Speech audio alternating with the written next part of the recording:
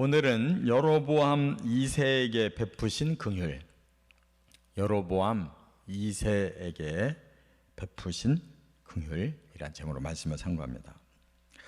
지금 이 성경을 우리가 개역 개정을 읽으면 간단하게 몇 절 안 되는 말씀이 쭉 이어지는 건데, 이게 연대기 성경에서는 이렇게 여러 페이지로 이렇게 나눠놨어요.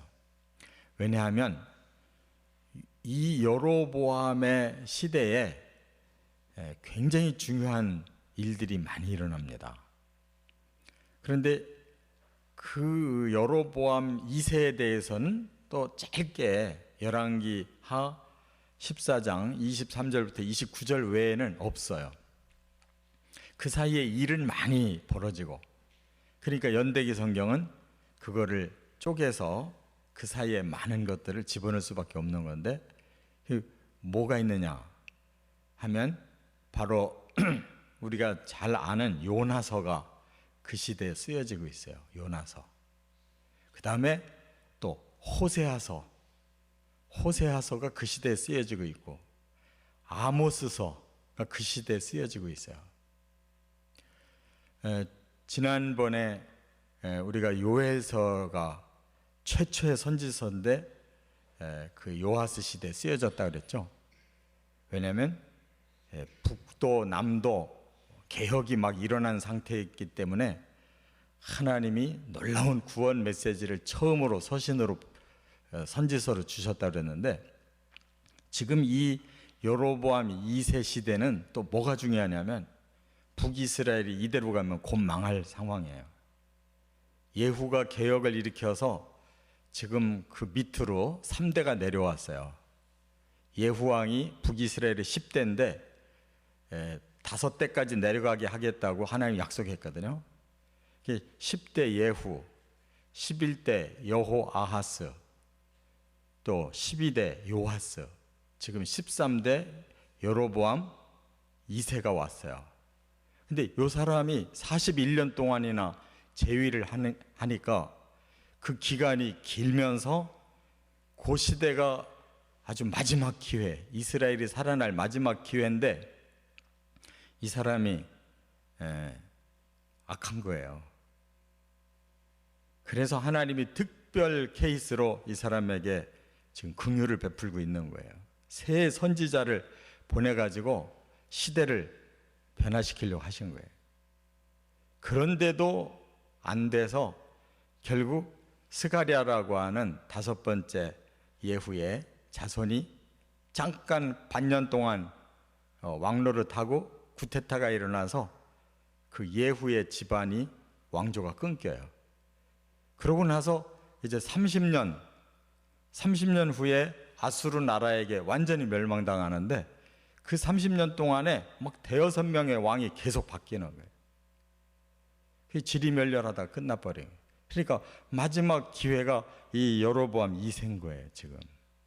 그래서 하나님 막 집중적으로 지금 북이스라엘에다가 요나서도 보내고, 요나도 보내고, 호세아도 보내고, 아모스도 보내서 막 집중적으로 예언을 주신 거예요.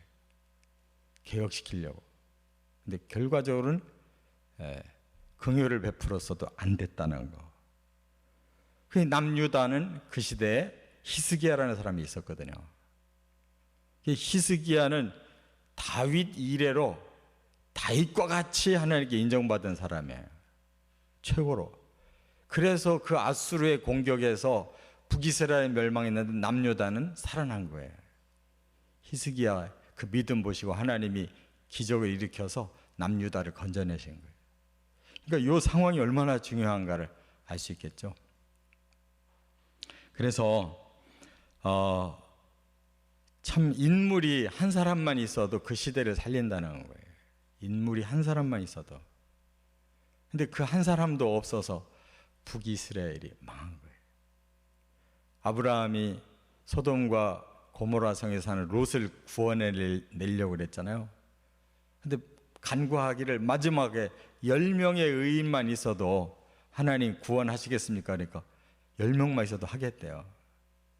근데 단 한 사람도 없어서 멸망당하고 아브라함 백으로 롯의 가정만 특별히 구출시켜 준 거예요. 그러니까 이 세상의 모습이 그렇다는 거예요. 시대마다 그냥 최악으로 타락했을 때 이렇게 망하는 건데 마지막 기회 여로보암 2세에게 주신 거예요. 그래서 이 말씀을 우리가 지금 너무 많이 쪼개져 있어서 여기에 지금 요나서도 해야 되고 또 호세아서도 이 속에 들어있으니까 해야 되고 아모스서도 해야 되는데 일단 여로보암 2세의 요 시대 상황만 먼저 상고합니다. 첫째는 23절과 24절에 보면 여전히 악했다 이렇게 하나님 말씀하세요. 여호와 보시기에 악하였더라 그래서요. 그럼 과연 뭐가 그렇게 악한 거냐? 그냥 한마디로 하나님 말씀하시기를 여로보암의 모든 죄에서 떠나지 않았다 하는 거예요. 그럼 하나님이 뭐를 그렇게 중요하게 여기는가를 깨달아야 되는데 지금까지 북이스라엘은 일대왕 여로보암부터 하나님이 용서할 수 없는 죄를 졌는데 지금 13대 왕이 될 때까지 계속 그 죄를 떠나지 않고 있다. 그게 뭐예요? 바로 여호와를 섬긴다고 하면서 말로는 여호와라고 했는데 실제로는 애굽의 금송아지 우상을 베델과 저 위에 단에다가 두 군데 세워놓고 백성들을 전부 그리로 가서 제사드리라고 했어요. 말로는 그게 여호와라는데 여호와 하나님은 신상을 세워놓는 하나님이 아니잖아요. 그런데 여로보암이 남유다로 예루살렘으로 내려가서 백성들이 하나님 믿으면 자기 왕조가 망할 것 같아가지고 이렇게 금송아지 우상을 세워놓고는 이게 여호와라는 거예요. 근데 그것이 계속 대를 이어서 지금까지도 오고 있어요. 그러니까 하나님이 너희들 가짜 신을 섬기면서 나 여호와를 믿는다고 하는 것은 이거 도저히 용서할 수가 없다는 거예요. 그렇지 않겠어요? 이 세상 사람들이 수없이 많은 신을 섬겼는데 정작 그 신들은 다 가짜들이고 오직 여호와 하나님 한 분만이 이 세상을 창조하고 이 세상의 역사를 주관하고 오고 계시는데 여호와는 정작 안 믿으면서 엉뚱한 신을 다 섬기고 있잖아요. 이 세상 사람들이. 어떻게 하나님이 그걸 용납할 수 있어요? 내가 자식을 낳아놓고 사랑을 베풀어서 잘 길러놨더니 그들이 저를 아버지라고 안 여기고 엉뚱한 딴 사람을 아버지로 여기고 산다면 어떻게 그게 용납이 돼요? 그러니까 하나님은 창조주시고 우리를 생사화복을 주관하고 역사를 이끌어가는 주권자이신데 그 하나님을 인정하지 않는다는 것은 이거는 근본적으로 용서할 수가 없는 거예요. 그래서 하나님 무서운 하나님이 아니라 너무너무 사랑하시는 하나님이기 때문에 이렇게 참고 있는 거예요. 지금까지 이렇게 악했다는 거예요. 그래서 하나님은 어떻게 해서라도 북이스라엘을 구원해야 되는데 그 종교를 개혁시키길 원하는 거예요. 근데 예후까지도 그거는 개혁을 못 시켰어요. 그 후로 지금 3대가 내려왔는데도 못 시키고 이 여로보암 2세가 마지막 기회를 가질 사람인데 이 사람까지도 여전히 그대로 악을 가지고 있다는 거예요. 그러니까 우리 마음속에서 하나님 이외에 다른 우상이 있으면 절대 안 돼요. 하나님 용납 못해. 겉으로는 나 하나님 믿는다 그러면서 실제 마음은 다른 우상에게 완전히 뺏겨가지고 그 중심으로 살고 있다고 한다면 그는 신앙인이 아니에요. 기독교인이 아닙니다. 하나님 우리 속에 하나님보다 더 사랑하고 더 매어달리고 있는 신이 누가 있는지를 하나님은 아시거든요. 반드시 뿌리 뽑기를 원하신 거예요. 두 번째, 그럼에도 불구하고 25절에 보니까 하나님이 구원의 기회를 주셨다는 거예요. 구원의 기회를 주셨어요. 그게 뭐냐? 여기 25절에 아주 특이한 내용이 나와요. 요나를 통해서 하신 말씀대로 됐다 이런 얘기가 나와요. 요나서를 읽어보면은 요 내용이 없어요. 그럼 이게 무슨 뜻이냐? 그 말씀은 요나를 통해서 느니웨를 회개시켰다고 그랬잖아요. 그런데 이 사건이 굉장히 중요한 북이스라엘을 위한 구원의 기회예요. 왜냐? 그 니느웨가 아수르의 수도예요. 지금 그 시대는, 여로보암 2세가 살고 있던 그 시대는 지금 가장 강한 나라가 아수르예요. 지금의 이 시리아 북부. 그 나라가 지금 가장 강해가지고 막 뻗치기 시작해가지고 바로 위에 있는 아람 나라도 그냥 다 폭삭 주저앉았어요. 그 다음 이스라엘 차례예요. 그런데 그대로 놔두면 금방 망하고 마는 거예요. 그래서 하나님이 요나를 보내서 두 가지 목적을 이루셔요. 하나는 그 아수르를 잠깐 꼼짝 못하게 만드시는 거예요. 그들에게 재앙을 일으켜서 40일 후면 너희들 망하게 하겠다 했을 때 그들이 하나님 앞에 무릎을 꿇어요. 근데 그 시대에 잠깐 역사적으로도 보면 이 아수르 제국에 그 분란이, 내란이 일어나요. 그래서 그들이 막 대외로 뻗쳐나가는 정책이 잠깐 중단이 돼요. 그 시대에. 그리고 한편 이스라엘을 위해서는 그 아수르가 잠깐 대외적인 전쟁을 중지하고 있는 동안에 바로 여로보암을 통해서 다시 이스라엘을 회복시키려고 하는 거예요. 이 중요한 시기에 요나가 쓰임 받은 거고, 요나가 그걸 몰라가지고 헤매다가 결국은 하나님의 목적대로 쓰임 받은 거예요. 그러니까 이러한 하나님의 큰 눈으로 북쪽에 강한 나라는 막아놓고 또 이스라엘은 개혁을 시켜서 땅만 회복하는 게 아니라 영을 회복시키려고 하시는데 땅까지만 회복되고 영혼이 회복이 안 되고 그냥 영혼은 그대로 악을 행한 거예요.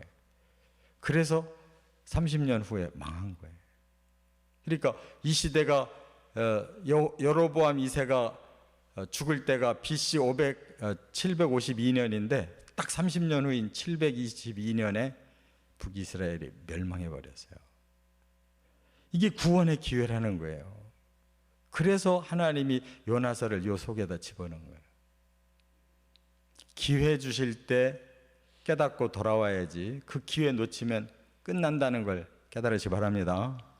세 번째, 25절 하반절부터 29절까지 보면 여로보암 2세에게 영토를 회복하게 하셨다 하는 거예요. 지금 여로보암 2세가 다스리고 있는 북이스라엘이 너무 형편없어진 거예요. 계속 예후 그의 사대조 할아버지가 개혁을 일으켜가지고 나라를 강하게 만들어 놨거든요. 그런데 지금 4대째 내려오면서 다시 완전히 쪼그라들었어요. 여기 보면 그런 말씀이 있어요.